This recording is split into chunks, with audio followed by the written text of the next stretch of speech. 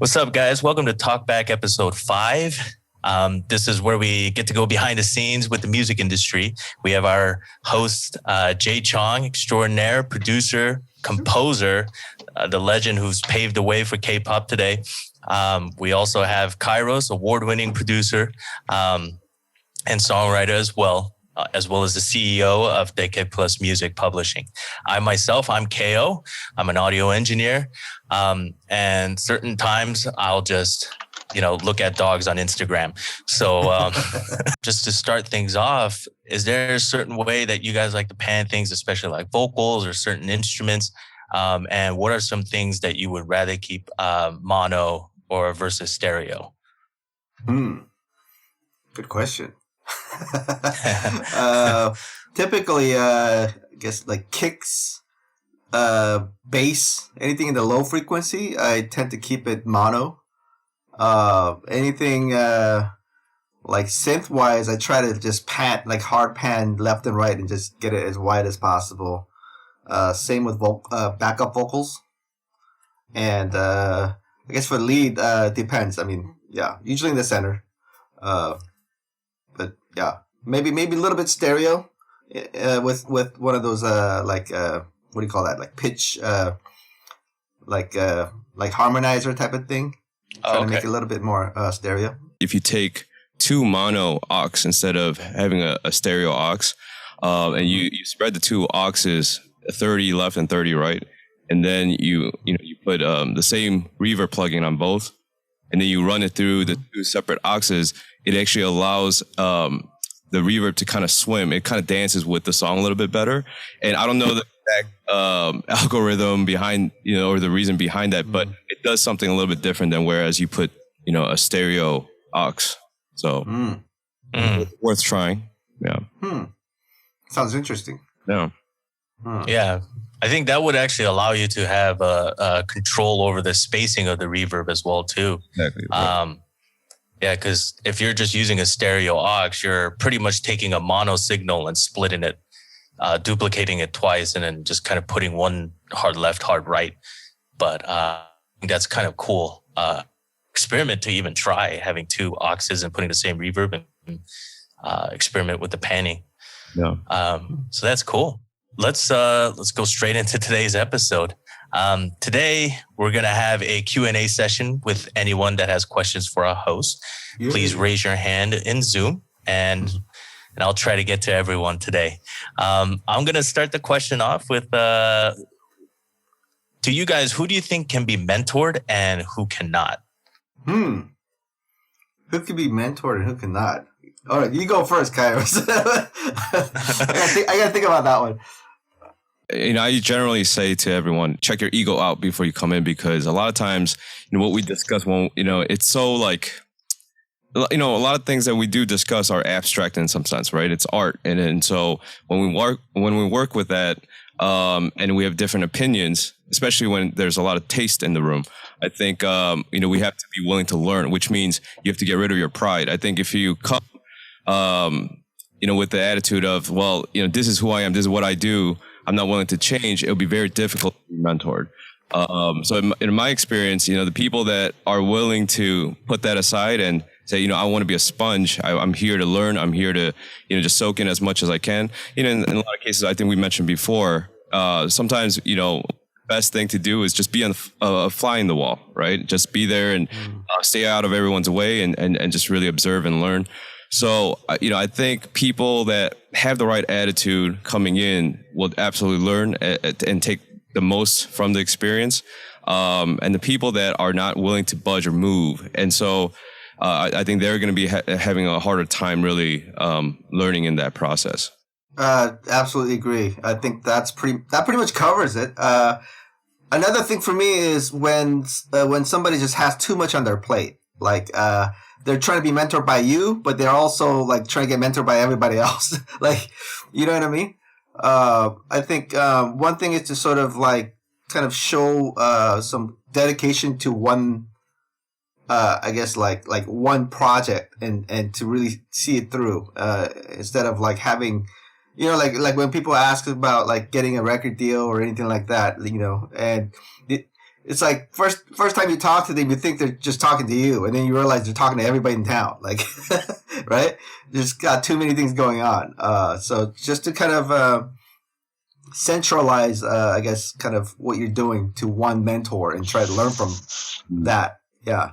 And I think like artists too, when artists come through the studio, I've seen artists come in and say, I'm just really incredible. I'm like, Yeah.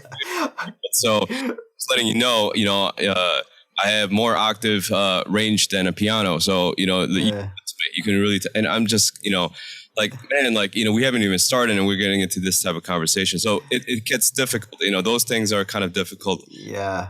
They come in with that kind of mindset, Yeah, but I think we talked about this a couple of days ago, right, Kairos? I had a guy who, actually several guys that said like, "Hey, I only make hits." Like, right? Like, can I hear some? And then like, there's nothing, and like 10 years later, still no hits. So, yeah, ego. I think that's you got to check the ego at the door. Yep. Yeah, just to add on to that, you're trying to develop a chemistry, right? So, aside from checking your ego, you have to make sure that the marriage kind of works between the mentor as well as the student, right? Because that's one of the biggest things. I think there's a difference between people who can be taught and there are people who just want to do their own thing and see if they can learn on their own. But I think the mentorship program, any kind of mentorship program, it's a sacrifice on both ends, right? One wants to learn and take the time to, set aside some stuff just to focus on their honing in their craft. And there's another side where they are already doing the career of your choice and they want to invest their time in order to help you as well as teach you certain things. So, I think chemistry, trying to build that chemistry, that takes time, but also, willing to budge on both ends too to make it work. Mm-hmm. Yeah. That's great. Cool. So the floor is open. Anybody that wants to ask a question, please raise your hand. Once again, if you do want to appear on camera, go ahead and please turn that on now. And First of all, it's such an honor to be here. It's incredible to see you kind of face to face. So my question is, as someone who is getting started, how can I make my way up, first of all, towards songwriting camps? Because I'm a little bit lost with that. I think that's a great question. Songwriting camps are generally run by publishers and people that want to just get different types of people, people with different tastes, people with different skill set, and to just really put them in different combinations to create music.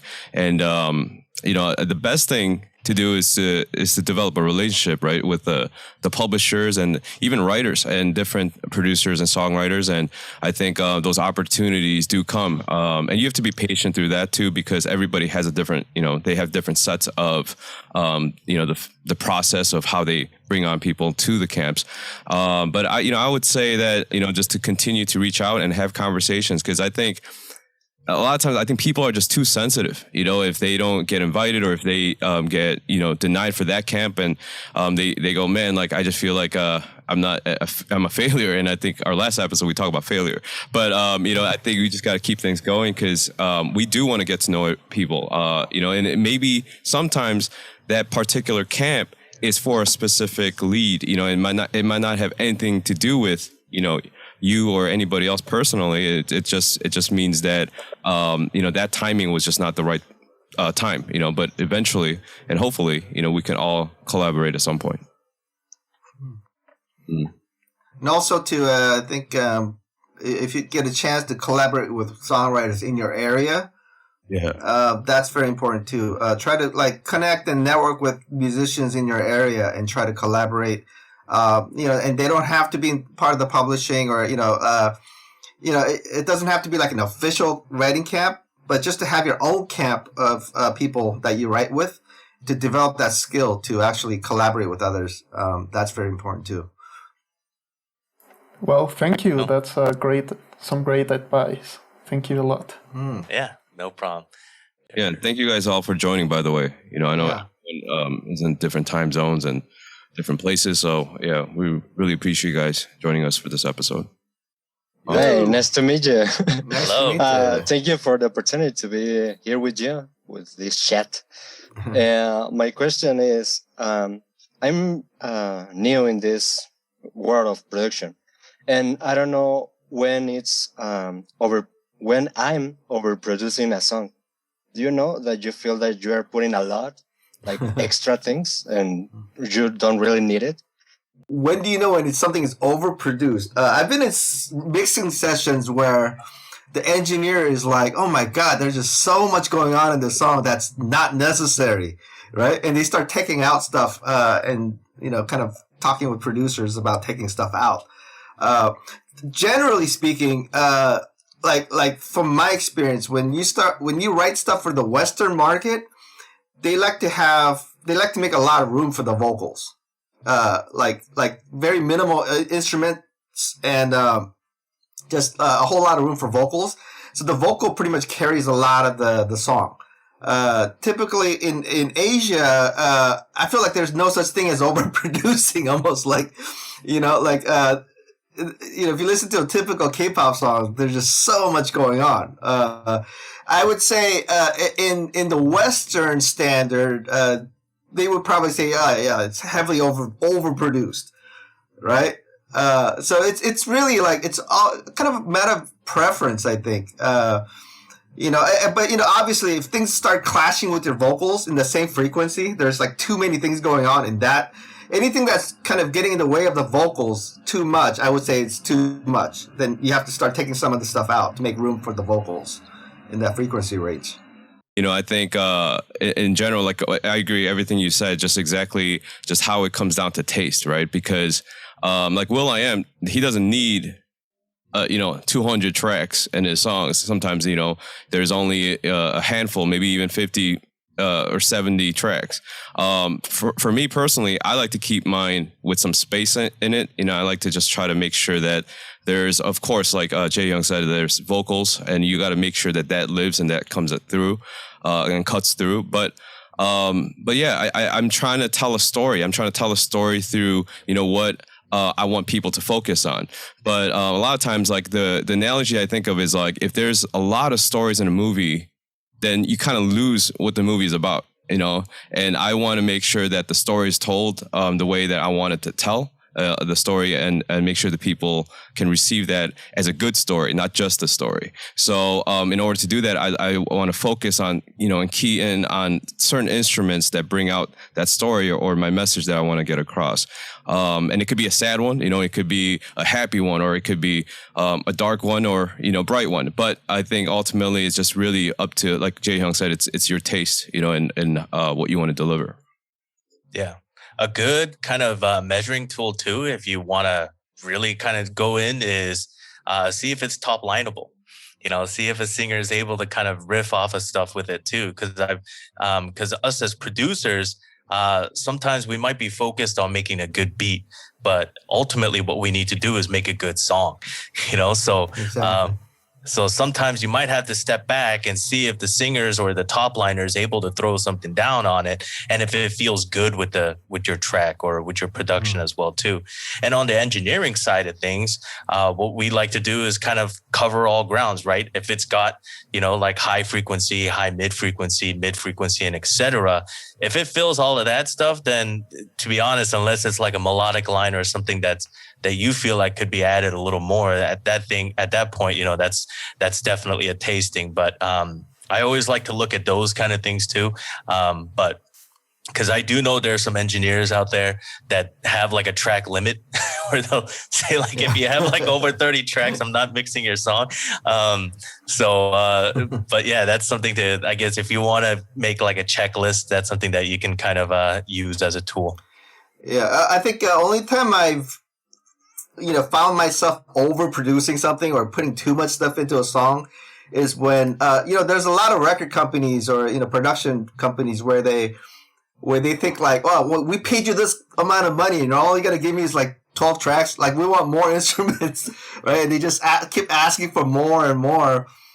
And so, because it takes imagination to to imagine the vocals being in the song. So when the vocals aren't in the song and there's all this empty space, they immediately panic and they're like, oh, I think something sounds missing. Like, can you put more stuff in there before the vocals are even recorded? So like, it sounds like a full track without the vocals. So when you put vocals in there, then it's just too much, right? Then during the mixing, we tend to take things out to kind of balance that out. Yeah. Okay, thank you very much. I really appreciate that. Thank you.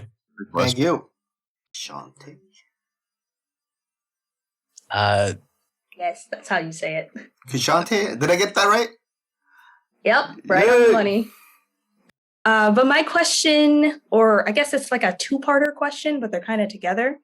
The first half is like, what steps do you have for new engineers and or producers to kind of get them in a position where they're able to produce and engineer for K-pop? Like, do you have tips and tricks to get them connected, or where they should be networking for those types of placements? Because I feel like when I Google it, I get nothing. I get this sea of confused people that are like, well, try this or try that or do this thing, or you need to be doing this thing. But I don't have any clear direction into where I should go, or at least where I should start. I think it just always comes down to networking because, we're kind of in an era where we have no excuse to not network. We have, Clubhouse, we got, Instagram, we have Twitter, we have all these, online platforms where we can just reach out. And even if people don't respond, we constantly send things out there just in terms of engineering and producing. That's kind of that's actually the purpose why we started this show, because we want to, give information, but also we have this space for us to talk about it. And then in the conversations, we can also talk about areas that might not be necessarily what you're looking for, but I think those are important factors into just how we create K-pop and music that is really global at this point. Yeah, and also I think in everyday more practical sense, like, your question is probably the most asked question, I think, in any producer forum, is like, how do I get my music placed, or how do I get connected or to the artist and things like that. Like, for me, I wish I had the tools that you guys had now back, 20 whatever years ago that I started. Like, we literally had to go nightclubs and try to just randomly meet people. I mean, like, what you call networking, right? But like right now, I think one of the best platforms to network is actually not Instagram. It's actually LinkedIn, because like like if you find somebody on Instagram, they got millions of followers. They're not going to read your messages because they just got too many messages coming in, right? LinkedIn, even like a lot of famous producers, record execs, they only have maybe like 100 followers on LinkedIn, and like half of them don't even really like upkeep it very much. So like when you do message them, they do reply. And like for me, like when I get messages on LinkedIn, like I actually get to see it, like versus Facebook or anything else where it's just like bombarded with spam and all kinds of things, right? So I don't know. From my personal experience, I think like LinkedIn is a great way to connect with other writers as well. And Clubhouse, like Kairos said, Clubhouse is great. There's some key K-pop producers there, like Danny Chung, right? Danny Chung, Kairos himself. Like we're always on Clubhouse, and they're very generous with resources and things like that. And also, like in the U.S., I think there's few writing teams or production companies that pretty much specialize in K-pop. Like Deki Plus is one. I think Jumbas is out here too, right? In Korea. Right, Kairos? And Korea, yeah. I have an office here in LA, I think. And, so like you could, always DM them, or go to the website and submit demos, and they're constantly looking for new writers. So that's another way to get yourself out there. Yeah, I think when it comes to like everybody's success story, it's like there's it's different steps and there's a different background behind it, right? But one of the things that we all have in common is when we were first starting out, we did anything and everything we could. I myself started in the Western market.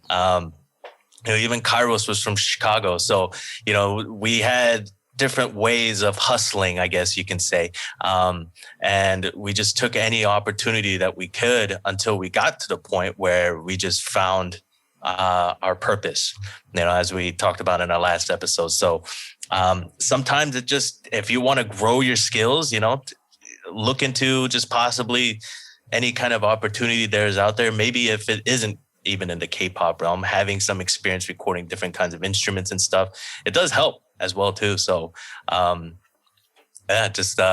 luck, and hopefully you're able to get things started. Thank you. So stay hungry and network. Yeah, and where are you located, by the way? Long Beach. Oh, Long Beach. Okay, you're here in California. Great. Yep. Finally. At least you're not somewhere in the Midwest or something. At least you're in the proximity where music business is happening, right? Which is key thing too. Like if you're out in the boondocks and you're wondering why nothing's happening for you, there's people who are freezing our cojones off in Seoul while people are baking in the sun in some island, right? And they're wondering why their career's not popping off. You're like, you got to move out here with the rest of us and hustle, So it's good that you're out here in Long Beach. Yeah, I actually just recently moved. So I was out in the Midwest. And I just got here, and then there was a pandemic. So I see. Yeah, but you made the right move. One of the biggest advice that we give to people is to move out to wherever you want to work. Like for me, I had to move out to Korea, and when I was working out in Taiwan too, and a lot of kids in California wanted to be pop stars out there. And first thing was like, yo, you need to pack your bags and fly out here, and the thing is, in Korea and pretty much any country in Asia, the scene is so small. Actually, you could pretty much meet a lot of people within a few months of arriving. In terms of connecting with the music community there, I have a lot of friends here from LA that went out to Korea just in the past few months, and I see their Instagram. I see them connecting with this guy. There they are, right? So it's much more likely when you're actually physically there. So luckily, there's some K-pop companies out here in LA that you can connect with too. So that's actually a good place to be. Awesome. Thank you. Yeah, one of my mentors, he actually told me, he said, you need to come out to LA. And I said, well, I'm doing pretty okay. I was in Chicago. I was, I had position over with an entertainment company, and he said, so what? That's Chicago, right? And I said, yeah. And he said, you come out here, nobody cares about that. Nobody cares. He said, you come out here, you start from zero. You start from, from the ground up, you start from the bottom. And that's essentially, when I thought about just how, okay, well, in order to really compete with the big dogs, you got to be able to be around them, and like Jae Hyung said, I think it's important that, that you face those challenges for sure. Mm-hmm. Prod. Hey, what's good, Kairos? It's good. Let's get him in here. Hey, what's good, KO? What's good, Jay? Hey, what's going on? Purple to fit in here. Yeah, I normally have it at join purple, the crew. but the Lakers, damn. But my question is, it's also a two-part. My first one is, what key elements of K-pop music are K-pop artists and producers currently attracted to, or is everyone just trying to do something different? So that's the first part of the question. I don't think there's any one key thing that everybody's trying to do at the same time. I think, whatever we're doing right now, obviously it's in the realm of, in the context of pop music, right? But it's that pop music window is just so wide. Anything from EDM to hip hop or, trap or anything in between, right? Anything pretty much goes. So, at the end of the day, it's just, people are just looking for something catchy and something that could stick. So in terms of exact style, that's evolving like almost daily, I think. Yeah, and just a quick tip too, like just from a publishing standpoint, like or just even from the A&R department, when A&Rs are collecting songs, and let's say the lead was like it has to sound like Doja Cat, for example, right? Mm-hmm. They're gonna get hundreds of songs that are Doja Cat, sound just like that. But if you could stand out, at least something different where for sure that everyone's gonna submit Doja Cat, and you can stand out above them, just with different instruments or a different approach to that lead, then you're going to find that slight advantage, So I think when it comes to leads, like we all follow the lead.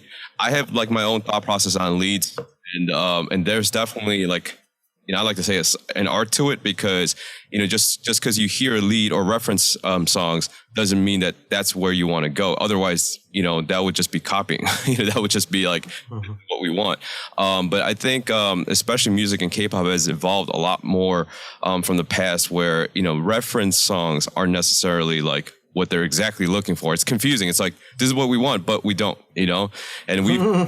With that many times where the A&R is like, I want this reference, but I don't want it at all, like kind of confusing.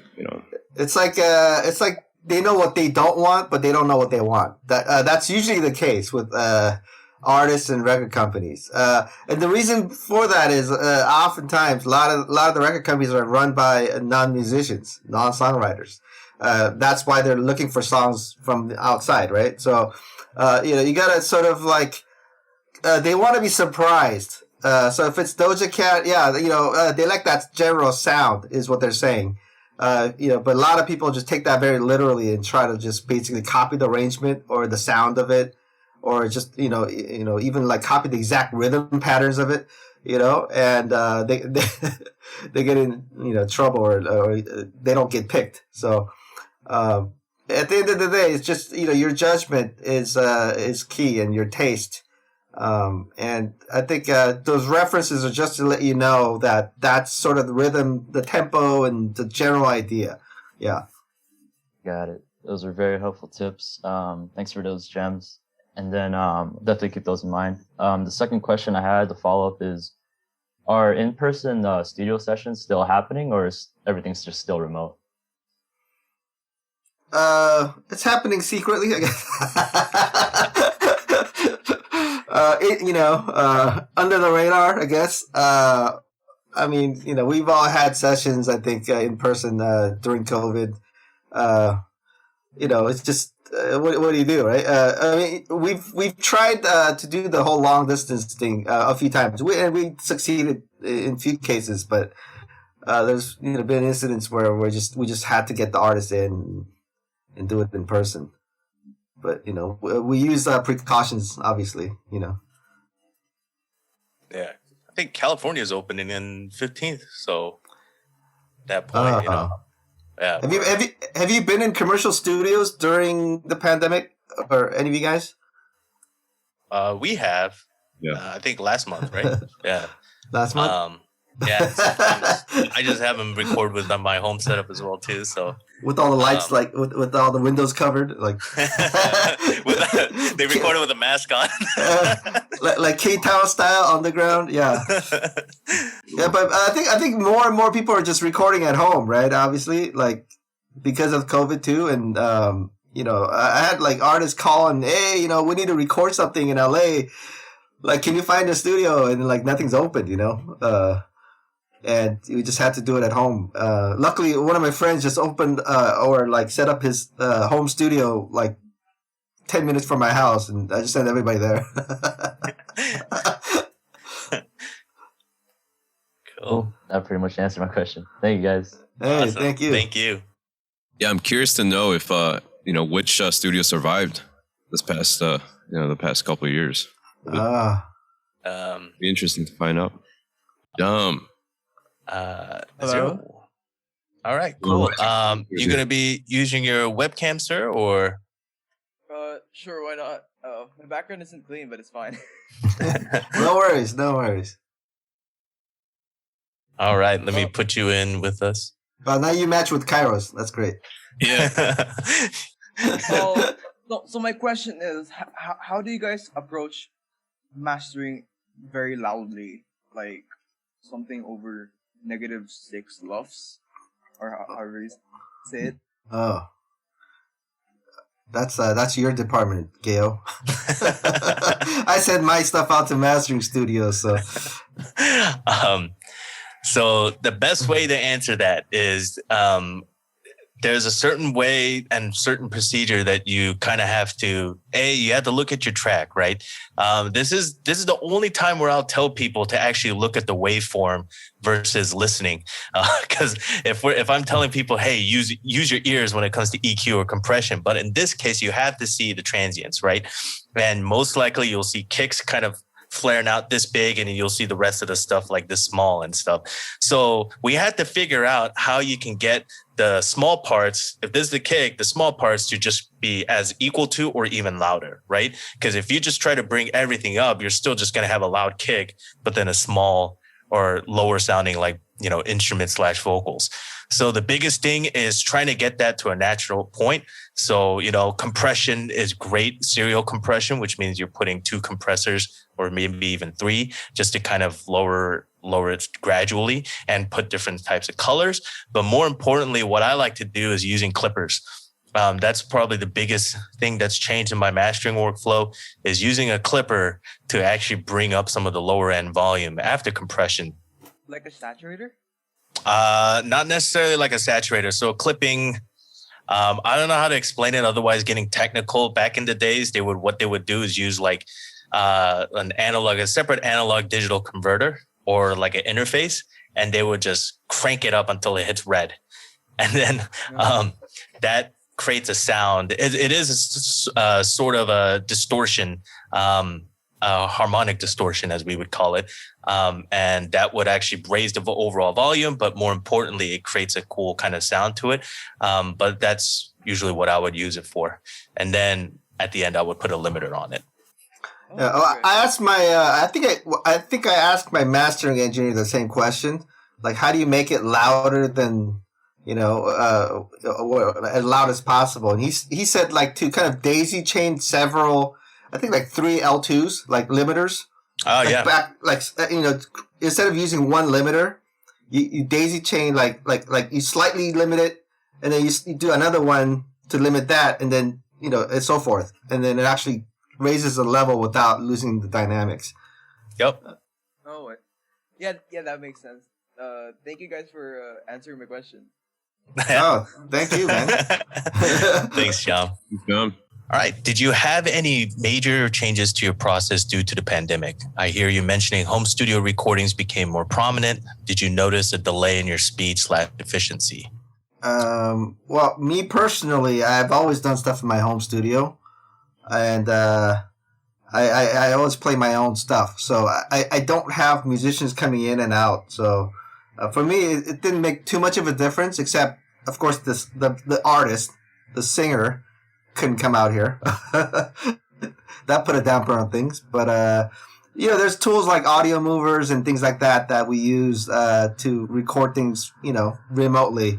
I think right now audio movers is it the only source? I don't know. Kale, what do you think? There's several ones. I've dabbled with something called Satellite, which is cool. What it is an online cloud where you put up your stems, and like it's almost like an online Pro Tools in a sense. And I thought that was kind of cool. Satellite, okay. Yeah, and it's free too. So but personally, I think rather than any kind of setbacks or changes, it enhanced our workflow. In fact, for us, we're reaching on a global scale to the point where we like working with writers from all over the world. And being somewhat forced at home in a sense, or in quarantine,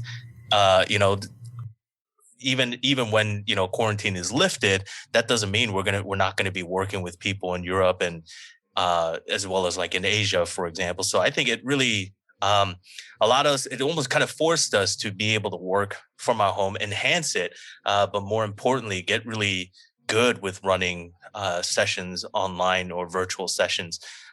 In-person sessions are always great because you get real-time reaction. There's a different set of vibe setting, but we've got to the point now too where even virtual sessions or online sessions can just be just as fun too.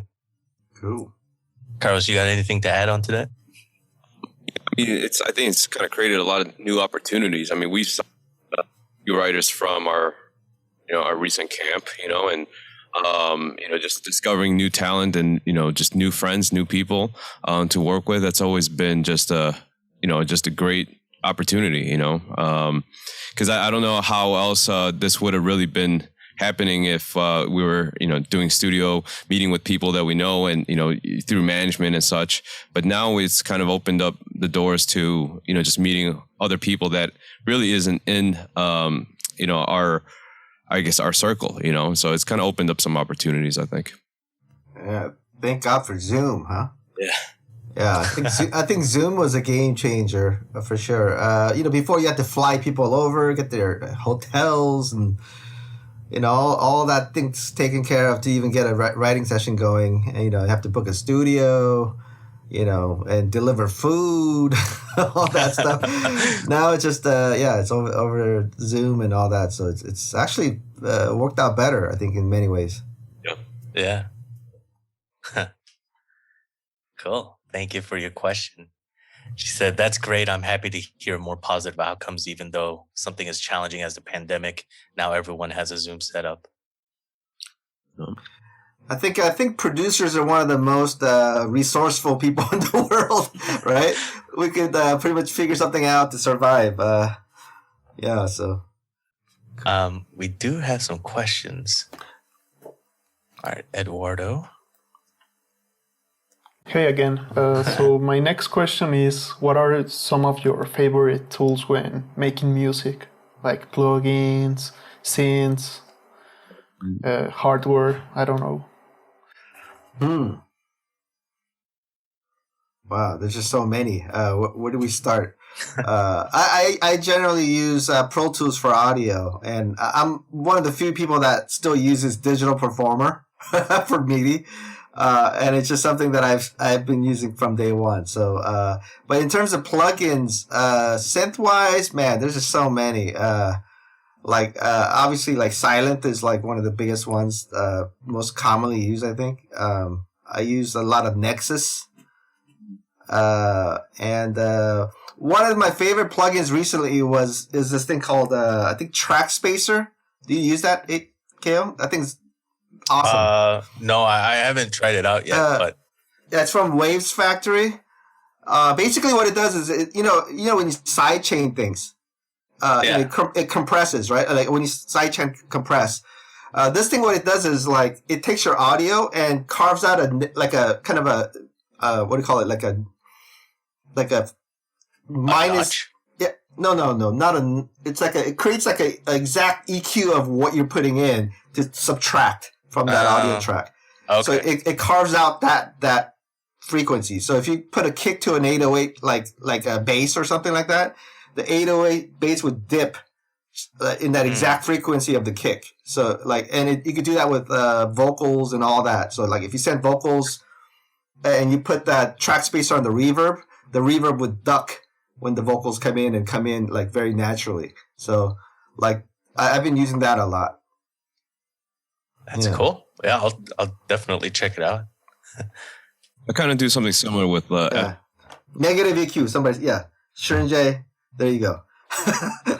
Negative EQ. It creates a negative EQ of whatever you're putting in. So yeah, it's awesome. Because I get a lot of tracks sent to me for a top line. So if I have tracks, sometimes it's just easier to throw on like the Waves F6.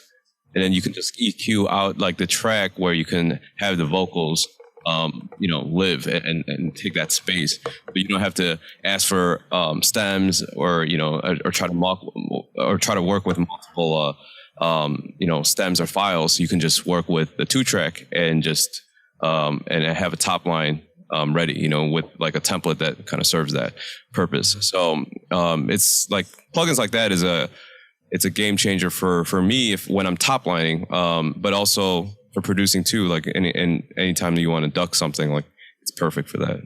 Hmm. For me, I usually keep my plugin.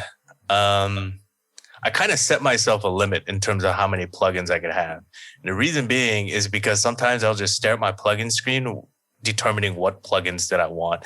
So it actually hinders my creativity sometimes. So like even for like production, like I just keep it down to like Massive and Serum. And if I need something a little more orchestral, I'll just pull up like Play, like East West Play system. But then for mixing, like I just keep it like Waves, the UAD stuff, as well as like Fat Filter stuff too.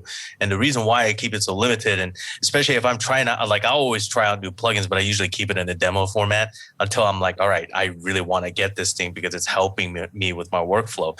But with the tools that I have, I try to make everything work. Now, if it doesn't work, then I switch to a different plugin or look for a different plugin that could really help with my needs. But I've noticed that with kind of just using what you have and mastering them, it can actually produce a better result than having a bunch of plugins to see if it can help you.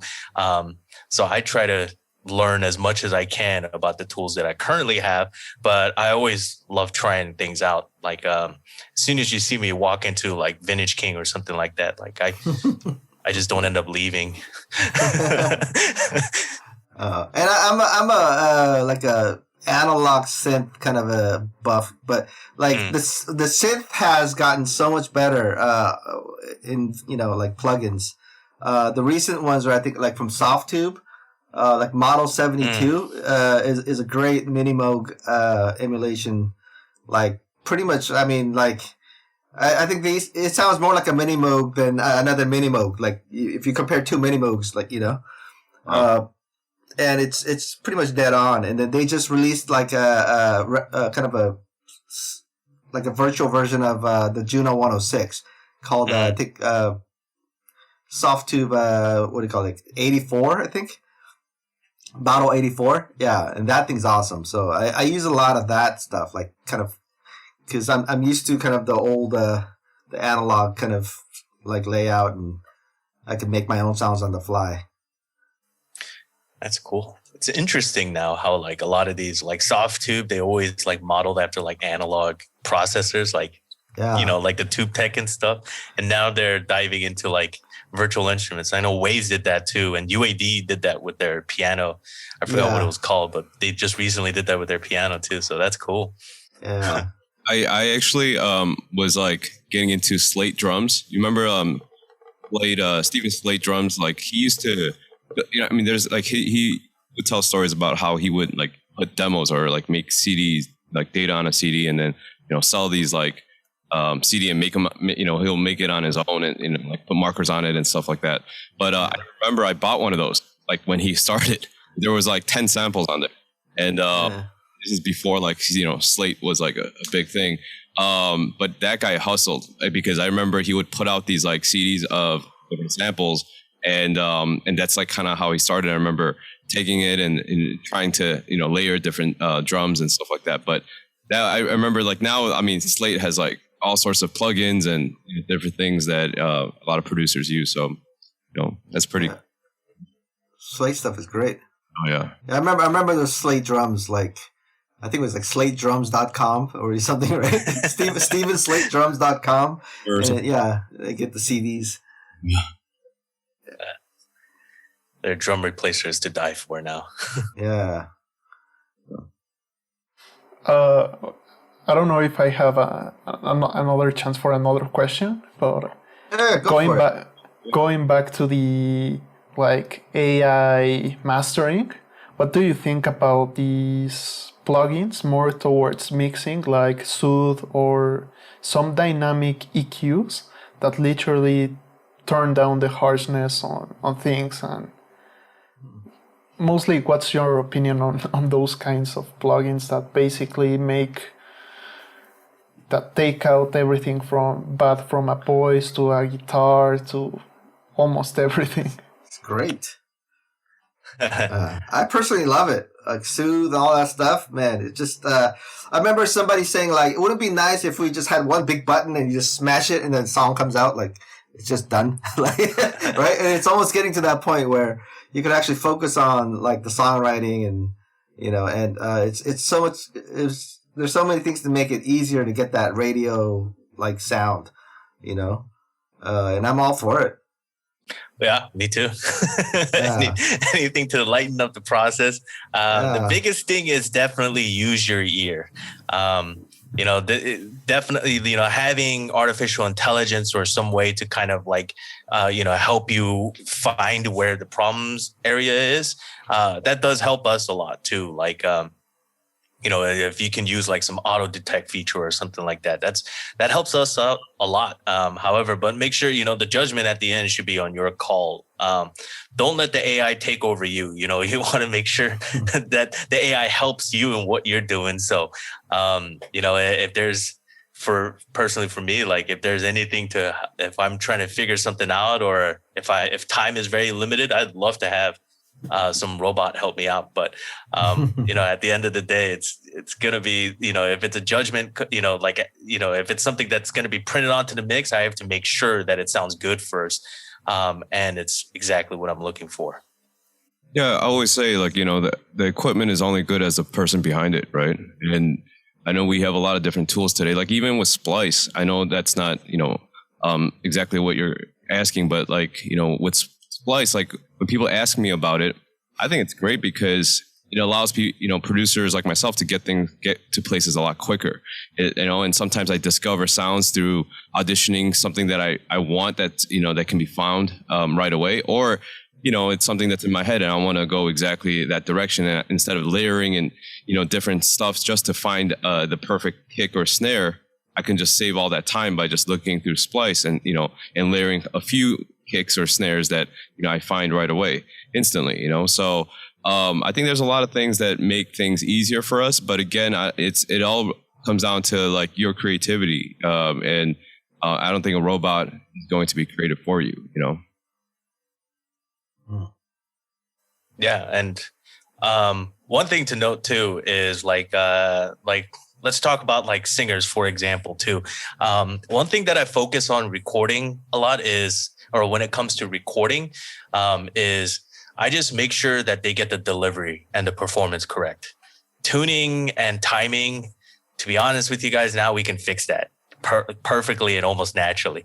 However, when it comes to human performance, you cannot replicate that in the digital world. There's no tools that could, kind of, be able to make somebody sound more human, But however, with like pitch correction, there's so many pitch correction tools out there, but timing, we're human beings. We're not perfect. So even stuff like that imperfectionness is what makes music too. So, but however, it's always the human soul element, that performance, that delivery, them able to nail that right is something that I focus on a lot, to make sure that to make sure that the record sounds like a record at the end. I feel like that's more important than, because Melodyne nowadays, you can literally just automatically have them tune it for you. And it's probably like 80% there, so there's a lot of tools that can help us, but, as Kairos was saying too, it's just, you at the end of the day, it's the person behind the tools who are using it. So thanks a lot again. Yeah, anytime. Thank you. We did have a question in the chat. Somebody asked, any tips for ear candies in a track? Any tip for ear candies? One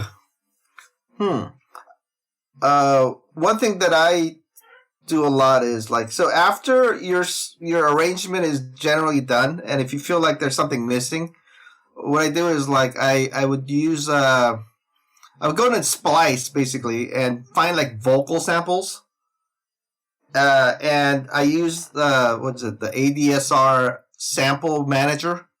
And what that does is like basically you can play the vocal riff in any key and in the same tempo. So you just like find it in the same tempo, and then you put some Valhalla, vintage verb on it, and you add some kind of like a human sort of like natural kind of human feel to the arrangement, and that kind of glues the arrangement together, and it adds this kind of like what you call ear candy in the top frequency, and it's very wide, and it just kind of makes everything sort of pretty and cool. I don't know if that makes any sense. Yeah. Does that make any sense? I don't know. Yeah. Yeah. Yeah. I mean, for me, like, I usually like to wait for the vocals to come, because I like to focus on, you know, the top line melody, had that shine, and then any kind of additional ear candy would be kind of more produced after the vocals are in. And, you know, as Jae Young said, like, I would just go on Splice and see stuff that kind of fits, or sometimes just play it myself too. But I like to make sure that ear candy is kind of like a complement to the vocals, rather than a compliment, or like just putting stuff in the track, and then you just end up having it being overproduced, I guess, in a sense. Mm-hmm. Yeah, I think there's well, for me, I don't think there's a more important instrument than the vocals. So for me, what I try to do with the vocals is there's you know, I would sidechain it, and I would have a bus where I would like completely just compress the crap out of the vocals, and I would you know, I would do a, you know, high pass, and then you will kind of get that sizzle. I'll put a little bit of distortion on there too, just so that you get that grit. And so it controls the top end of the vocals, and then we'll kind of balance that out and layer it. And so I know you can do that with some saturation tools as well, but this kind of gives it a little bit different color to it, and a more texture where you can kind of feel more depth as you're listening to it. So I like to kind of create some unique you know, texture and color to the vocals, especially when it comes to, you know, vocalists that's trying to deliver, whether it be like, for instance, it could be a rap, you know, then you want it to kind of have this cut through, you know, you want to hear the words. So, you know, I will kind of work on that part of it. And then if it's something more ballad related, you know, obviously we want to capture the emotion. So there's a lot of areas that I work on, but if it's more of a vocal driven song, then I'll put more ear candy, I guess, to the vocals. Megan Castro has a question for us. What do you predict on K-pop generally after the pandemic? My friend who's a med student told me it'll be gone after 5 years. Well, I think K-pop's been through much crazier things than the pandemic in the past, and it survived. I think K-pop's going to be around for a while. Whether it's going to be around in the States, in the US, that's a whole other story. But as far as, you know, as long as Korea is around, I think K-pop will still be around. Kairos, anything you want to add on to that? Yeah, I mean, I agree. You know, it's like, you know, it could be even bigger than before, you know, and Yeah. hard to predict, but just how, I mean, even think about how many foreign writers, right, are starting to come into K-pop now than before. I mean, you know, like just how a lot of things have, I mean, you look at the numbers for BTS. I remember celebrating 800,000 pre-sales. You know, I think this past year it was 4 million, you know, over 4 million pre-sales alone. So, I mean, things are constantly moving. I don't see anything digressing, you know, anytime soon. So, Yeah, and also I think, well, during the pandemic, K-pop actually had the biggest numbers probably in the world, I think, in terms of revenue. And the Western market has actually recognized that, and now they all sort of want in on it. You know, with the BTS, Blackpink, and all this concerts, online concerts that went on during the pandemic was hugely successful. And K-pop sort of set the precedence on how it should be done. So a lot of major labels here are following suit and trying to get into that space. But K-pop right now is sort of breaking new grounds in what kind of seemed like a stale music market for a while. The pandemic actually sparked whole new ideas, whole new way to approach you know, concerts, live performances, even, you know, streaming, and you know, in every aspect of music. I think K-pop has actually innovated more during the pandemic than ever. Kairos, you should, I believe we shared this on one of our earlier episodes, but you should share your KCON story when you were talking on that panel. oh yeah, I mean, this was like probably one of the first KCONs that was here in LA. And I was there on the panel with like Sony and Universal and Atlantic, and I was like at the end, so I answered the questions. I was the last one to answer them. So one of the questions that came up was, do you see K-pop going mainstream? And Sony said, no, I don't think so. Atlantic said no. Universal said no. And I'm kind of thinking in my head, like, why are you guys sitting here? It's I don't understand what we're doing here, because if no one really believes in this, then if you haven't noticed, like, we're sitting here on a panel about K-pop. So it was my turn. So I asked everyone. I said, who here is Korean? And there was like a few hands that went up. I said, okay, well, who's Asian here? And again, there was about 10 people that raised their hand. So I said, okay, well, I'm walking around and I'm seeing, choreography, I'm seeing fashion, I'm seeing food, I'm seeing dramas, I'm seeing all these different things that are happening. I think it's much more than just the music part of it. I think it's an entertainment culture that's really reaching its potential. And so if it hasn't hit mainstream yet, I think it's definitely on its way. And this was about 7 to 8 years ago. So, fast forward, like Jae-hyung, you said, a lot of things have advanced where now the labels are, paying attention and they're seeing what's going on. So, it's, I just remember right after I said that, like Atlantic said, oh yeah, that's what I was trying to get to. I don't think you guys understand what I was saying. And Sony said, yeah, that's what I meant, and everybody was just switching their minds. It was amazing to see just how things have evolved. And, I was very excited to see where it was going. And now we're here, talking about K-pop in a big way. So I don't think it's going anywhere anytime soon, but I still think it's a very exciting time, especially with just how everybody's wanting to get involved, right? And want to learn more about it. Yeah. Cool. Yeah, we have time for maybe about 2 questions. We do have actually one question here on the chat. Going off of the layering talk, what are your favorite layering tricks? Like, what do you love to layer and why? Jae-hyung, would you like to? Well, one thing that we typically layer is the kick, right? So kick is tricky because when you mix it with a bunch of other elements, you lose the attack, and you might just get a lot of low frequency without any clarity. So a lot of times we layer, like if we have like a kick with like a lot of low end, what we do is we typically layer it with an attack, a transient. So like we might take a sharper kick and do like a high pass on it, and just use that upper frequency to add that snap to the kick, and that type of thing to shape the kick and add a little more attack to it. So that's one application of layering. And in terms of like synth, like if you got something, if you like a sound that has a lot of like highs but not enough body, then you have to layer it with something that has the body.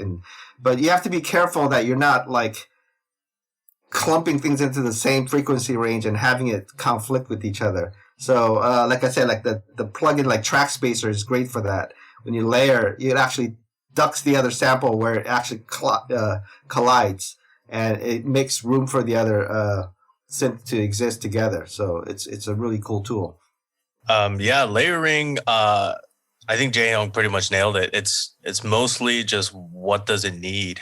Like if you have a kick that maybe it has great low end but needs a little more attack, that's when it's a decision making process, right? And sometimes it depends on what the track is too, and the biggest thing is, does it fit with the rest of the track, right? If we're taking a kick as an example, you don't want a big boomy kick and then have a big boomy 808 underneath it.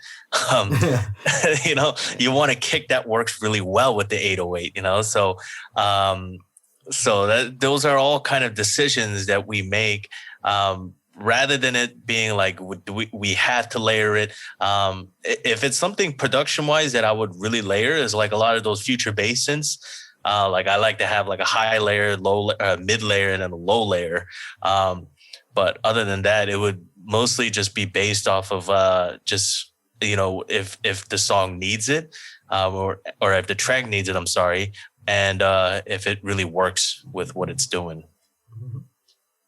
Yeah, and I remember someone showed me something they were working on, and it was like they said they got this perfect kick. They did the layering, they did everything, and it's perfectly compressed. Everything's good. And they said it just doesn't work with the song. I said, well, it's because you spent so much time on layering the kick, and you didn't think about how this is going to work with the spacing of the mix. But sometimes we do that, right? We focus so much on one thing, and then we forget that we forget the whole picture, the entire picture of it. So I think that's important to just make sure that everything works well with everything else. Yeah. Layering can be like if you over layer, that's also overproducing as well too. Jae Young talked about there are mix engineers who will start taking stuff out because it's really not needed. But importantly, I mean, it's a taste thing as well too. There's certain ways that you like your kick to sound or snare or even synths and etc. Then sure, go for it. But I'll tell you guys this, like a good source, like a good sample or a good, recording whatsoever will make it easier for you to mix at the end. It makes your life, it just makes sense in a way. So, pick good sounds. I think that's the biggest thing. And then see if it's, if it needs to be layered, whether it's a style thing or whether it's like, it needs a little more bottom end or more attack. You'll have to make that decision then based off of the track that you're making. Cool. Hopefully that answers your question. But we have another question, and then I think we'll have time for one more question after that. Another question: what kind of demos are expected by the labels or publishers like Mix or Master, or else the idea needs to be strong or catchy? Preferably all of the above, actually, for most applications. Typically, when a publisher or a record company is looking for demos, they're looking for something pretty much done. The reason for that is, like I said, a lot of, to people's dismay, a lot of people in the music industry don't have the music background. So a lot of people just don't have the imagination to, this is going to be like a New Jack Swing track with they can't imagine stuff like that. It needs to be spelled out, like and basically kind of at least have them know what it's going to sound like in the ballpark, right? And the best way to do that is to get it as complete as possible. It's different when you actually know the artist directly. You could give them, like a arrangement with an acoustic guitar or just a piano, and they might understand what you're doing.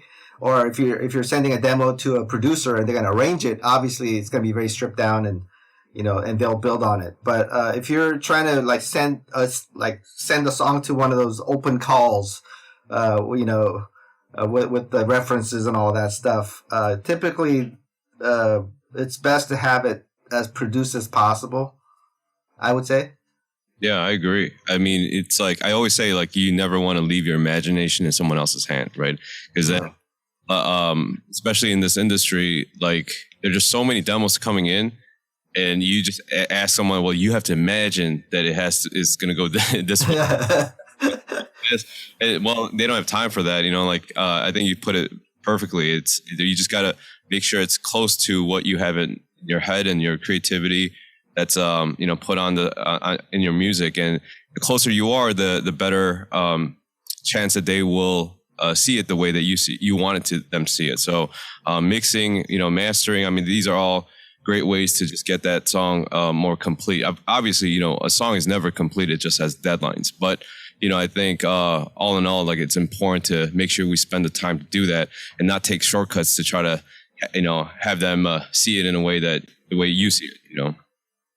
Yeah, just to add on to that, this might not be the most direct comparison, but I recently told this to somebody, like, there's a difference between somebody like reading off of a note card and they're trying to present something versus somebody who has like a PowerPoint and wearing a suit and, just well rehearsed with their speech too, right? You draw a lot more attention and a lot more focus when somebody is able to be well prepared for that. So, in our case, I think it's great to have something that is mixed and mastered, very well polished, but more importantly, the song idea is there. People get it too.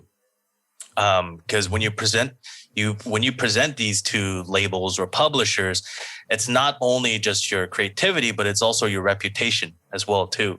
So keep that in mind. Just especially becoming a professional, we have to kind of go over the top sometimes and try to show the best that we can do, especially to these labels / publishers and other producers, etc.